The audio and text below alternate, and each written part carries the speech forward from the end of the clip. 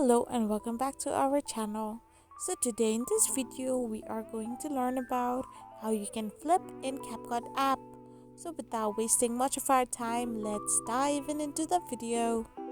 So first and foremost, all you need to do is simply scroll through your homepage and tap open your CapCut app. So once you are in your CapCut app, all you need to do is select a new project or continue with the same old project. So once you have selected a project, all you need to do is simply tap on the project itself. And once you do this, you need to scroll through your down menu bar where you can find the edit option. Once you click it, you can find the mirror option right below where you need to click to flip your image or your video. So once you press this on, you can simply flip on the CapCut app. I hope you found this video helpful, so don't forget to hit that subscribe button and do give us a thumbs up. We will be back again with these informative videos.